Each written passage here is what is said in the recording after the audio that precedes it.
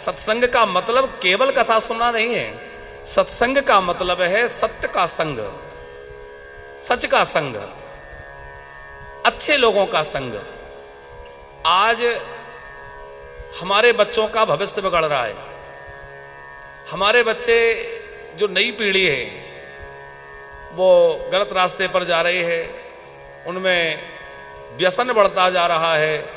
बच्चे माता पिता की बात नहीं सुन रहे हैं। कारण सत्संग का अभाव, माने उनके जो संगत है वो अच्छी नहीं है, उनकी जो फ्रेंड सर्किल है वो ज्यादा ठीक नहीं है। तो संग का प्रभाव जीवन में बहुत बड़ा है। गोस्वामी जी कहते हैं कि संग का जीवन में कितना बड़ा प्रभाव है। बोले सठ सुध रही सत्संगति पाई और पारस परस कुधातु सुहाई। कोई सठ कहते एकदम जो समझ ही ना सके, सुधर ना सके, जिसके सुधरने की संभावना ना हो, लेकिन वह सठ भी संगति पा जाए तो वह भी उसी प्रकार सुधर जाता है जैसे पारस मणि के प्राप्त होने से लोहा भी स्वर्ण बन जाता है। उसी प्रकार कोई व्यक्ति अपने आप में समझ नहीं रखता, ठीक रास्ते पे नहीं चल पा रहा है, लेकिन उसको सुंदर संग मिल जाए तो संग के माध्यम से वह निश्चित ही सही रास्ते पर चल करके मंजिल को प्राप्त कर सकता है। सठ सुध रही सत्य संगति पाई। तो गोस्वामी जी कहते हैं कि सत्य का संग हो, सत्संग हो। सत्संग में गोस्वामी जी कह रहे हैं जलचर थलचर नवचर नाना जे जड़ चेतन जीव जहाना मति कीरति गति भूति और भलाई। इनमें से जब भी जहां कहीं भी जिस किसी को भी जो कुछ मिला, किसी ने अच्छी कीर्ति प्राप्त करी, समाज में यश मिला, तो निश्चित उसके मूल में कहीं ना कहीं उसका अच्छा संग रहा होगा, अच्छे लोगों के साथ बैठा होगा, अच्छे लोगों के साथ उसका संग हुआ होगा, तभी उसको जगत में कीर्ति मिली। क्योंकि भगवान कपिल नारायण माता देवभूषिते कहते हैं, मां जो कामी पुरुष हैं और जो विषयी जीव हैं उनका संग करने से व्यक्ति निश्चित ही अधःपतन की ओर जाता है, उसका पतन होगा। और कदाचित अच्छे लोगों का संग मिल जाए तो द्वार मुक्ति का खुल जाएगा, मुक्ति की ओर जाएगा। मति कीरति गति भूति भलाई, इस सब के मूल में सत्संग है। तो हम लोग सत्संग खूब मन लगाकर किया करें। देखो नित्य जैसे भोजन आवश्यक है ना, उसी प्रकार सत्संग भी आवश्यक है, कथा भी आवश्यक है। कथा जीवन में व्यसन बन जाए। जैसे व्यसनी व्यक्ति है ना, तो उसको व्यसन किए बगैर चैन नहीं आता। किसी को चाय पीने की लत लगी है तो वो जब तक चाय ना मिले सवेरे सवेरे लगता उसका सवेरे ही नहीं हुआ, वो परेशान होता भागता रहेगा, भाई चाय नहीं मिली, चाय नहीं मिली। कोई और व्यसन का आदी है तो उसको जब तक वो अपनी वस्तु न मिल जाए वो झटपटाता रहेगा। इसी तरह धीरे धीरे धीरे धीरे हमारा मन ऐसा सत्संग में लग जाए कि यदि हमें कथा ना मिले, सत्संग ना मिले, तो हम भी झटपटाने लग जाएं। अच्छा, कितने लोग ऐसे हैं जो भगवान के लिए झटपटाते हैं? कितने लोग ऐसे हैं जो कथा के लिए लालायित रहते हैं?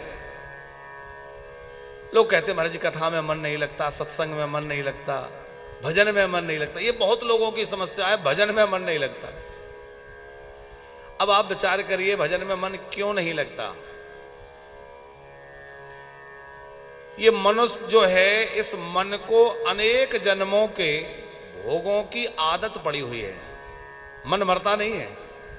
जैसे आत्मा अमर है तो आत्मा के साथ साथ मन भी चलता है। शरीर तो बार बार बदलता है, शरीर तो छूट जाता है, लेकिन मन नहीं मरता। अब मन जब मरेगा नहीं तो मन में जो विकार हैं, मन के जो संस्कार हैं वो साथ चलेंगे। अनेक जन्मों के संस्कार हमारे मन पर वह चित्त पर प्रभाव डाले हुए हैं। आप देखेंगे कोई बच्चा बहुत छोटी सी अवस्था से ही भजन में लग जाता है, वो अच्छे लोगों में बैठेगा, अच्छी बातें करेगा, पढ़ाई में मन लगेगा, बड़ों का आदर करेगा। उसे अभी सिखाया नहीं है किसी ने, अभी बहुत छोटा है, पर सहज उसकी प्रकृति कुछ अलग है। कोई ऐसा है जिसको सिखा सिखा करके घर वाले लोग थक गए, लेकिन वो ठीक रास्ते पे नहीं आ रहा है, उसके आचार विचार ठीक नहीं है। तो इसके मूल में उसका पूर्व जन्म के चित्त पर पड़े हुए संस्कार हैं कि वह पूर्व जन्म से किस प्रकार से कहां से आया है। हमारा मन जो है वो मरता नहीं है, और मन पर कई जन्मों के संस्कार हैं, इसलिए मन भोगों की तरफ भागता है, क्योंकि कई जन्मों से इसको भोगों के ही आदत लगी हुई है। अब भोग भोगने की आदत पड़ी है तो वहीं भागेगा। लेकिन जिस दिन इसको भजन की आदत लग जाएगी, जिस दिन मन को भजन का रस लग जाएगा, देखो कारण क्या है, इस मन को अपने जैसा कोई मिला नहीं। इस मन को बहुत सारे लोग मिले, बहुत सारे इसने पात्र बदले। पहले बहुत छोटे थे तो खिलौने अच्छे लगते थे, खिलौने के लिए लालायित रहता था मन। थोड़े और बड़े हुए, दोस्त और मित्र बनने लगे, उनमें मन लगने लगा, पढ़ाई में मन लगने लगा। फिर और बड़े हुए तो और बड़ी दोस्तियारी हो गई, फिर भागने कूदने में इधर उधर, फिर मन कहां कहां जाने लग गया। शादी विवाह हो गया, घर में पत्नी में मन लग गया, पैसे में, नौकरी में, बिजनेस में मन लगाया, बच्चों में मन लगाया, पर ये मन कहीं भी टिका नहीं, स्थिर नहीं हुआ। ये अपने पात्र बदलता गया समय के अनुसार, एक जगह से उब जाता है, फिर वो दूसरा कुछ अलग। क्यों? क्योंकि मन जो है इसको अपने जैसा कोई नहीं मिला। जिस दिन इस मन को अपने जैसा अनुकूल कोई मिल जाएगा तो फिर ये मन इधर उधर नहीं भागेगा, फिर ये मन स्थिर हो जाएगा। अपने जैसा कौन, मन के जैसा कौन है? देखो, मन जो है वो चैतन्य है। संसार की सभी वस्तुएं जड़ कही गई हैं,